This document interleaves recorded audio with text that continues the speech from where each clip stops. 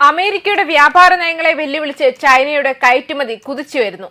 ഇതോടെ അമേരിക്കയുടെ ഭീഷണികളൊന്നും രാജ്യങ്ങൾക്കുമേൽ ഏൽക്കുന്നില്ല എന്ന കാര്യം വ്യക്തമായിരിക്കുകയാണ്. തുടക്കത്തിൽ അമേരിക്കൻ പ്രസിഡന്റിന്റെ ഭീഷണികൾക്ക് മുന്നിൽ ഇന്ത്യൻ പ്രധാനമന്ത്രി നരേന്ദ്രമോദി സ്വീകരിച്ച അതേ പാതയാണ് മറ്റു രാജ്യങ്ങളും പിന്തുടരുന്നത്. ഭീഷണികളിൽ വഴങ്ങാതെ ചൈനയും സ്വന്തം നിലപാടുകളിൽ മുന്നോട്ട് പോവുകയും അതിലൂടെ വിജയം കൈവരിക്കുകയുമാണ് ചെയ്യുന്നത്. ഇതൊക്കെ വെച്ച് നോക്കുമ്പോൾ യുഎസിന് മേൽ സമ്മർദ്ദങ്ങൾ കൂടാനുള്ള സാഹചര്യവും വർദ്ധിക്കുന്നുണ്ട്.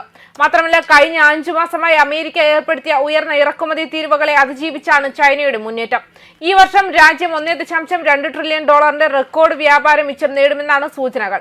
അമേരിക്കൻ വിപണിയിലേക്കുള്ള പ്രവേശനം പരിമിതപ്പെടുത്തിയിട്ടും ചൈനീസ് നിർമ്മാതാക്കൾ പിന്മാറാൻ ഒരുക്കമല്ലെന്ന് തെളിയിക്കുന്നതാണ് ഈ കുതിപ്പ്. കഴിഞ്ഞ ഓഗസ്റ്റിൽ ഇന്ത്യയിലേക്കുള്ള ചൈനീസ് ഉൽപ്പന്നങ്ങളുടെ കയറ്റുമതി റെക്കോർഡ് നിലയിലെത്തി. ആഫ്രിക്കൻ രാജ്യങ്ങളിലേക്കുള്ള വിൽപ്പന ഈ വർഷം പുതിയ ഉയരങ്ങളിലേക്ക് നീങ്ങുകയാണ്.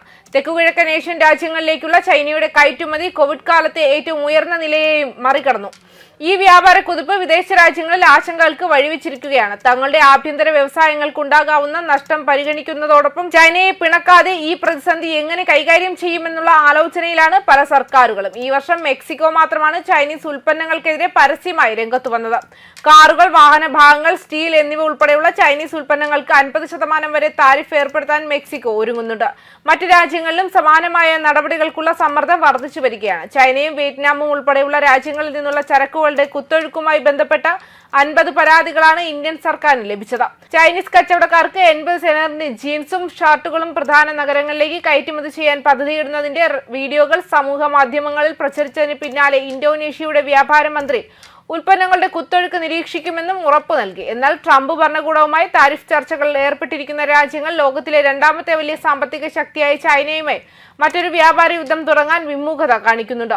ഇത് ചൈനയ്ക്ക് കൂടുതൽ അനുകൂല സാഹചര്യങ്ങൾ ഒരുക്കുന്നുമുണ്ട്. ചൈനീസ് കയറ്റുമതിയിൽ നിന്നുള്ള വെല്ലുവിളികൾ നേരിടുന്ന രാജ്യങ്ങൾ വളരെ സൂക്ഷിച്ചാണ് നീങ്ങുന്നത്. ചൈനീസ് ഇ കൊമേഴ്സ് ഭീമനായ ടെമുവിന്റെ ലാറ്റിൻ അമേരിക്കയിലെ പ്രതിമാസ ഉപഭോക്താക്കളുടെ എണ്ണം ജനുവരി മുതൽ 143% വർദ്ധിച്ചതിനെ തുടർന്ന് ചിലിയും ഇക്വഡോറും കുറഞ്ഞ വിലയുള്ള ഇറക്കുമതികൾക്ക് നികുതി ഏർപ്പെടുത്തി. മറ്റൊരു വ്യാപാര യുദ്ധം ഒഴിവാക്കാൻ നയതന്ത്ര സമീപനവും സാമ്പത്തിക ഭീഷണികളും ചൈന ഒരുപോലെ ഉപയോഗിക്കുന്നുണ്ട്.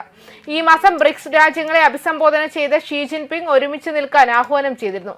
അതേസമയം ചില ആഭ്യന്തര വെല്ലുവിളികളും ചൈന നേരിടുന്നുണ്ട്. വ്യവസായ സ്ഥാപനങ്ങളുടെ ലാഭം ഈ വർഷം ആദ്യ 7 മാസത്തിനിടെ 1.7% കുറഞ്ഞത് ഷിയുടെ ആന്റി ഇൻവല്യൂഷൻ നയങ്ങളുടെ ഭാഗമായി വിദേശത്ത് കൂടുതൽ ഉൽപ്പന്നങ്ങൾ വിൽക്കാൻ നിർമ്മാതാക്കൾ വില കുറച്ചതുകൊണ്ടാണെന്നാണ് വ്യക്തമാക്കുന്നത്.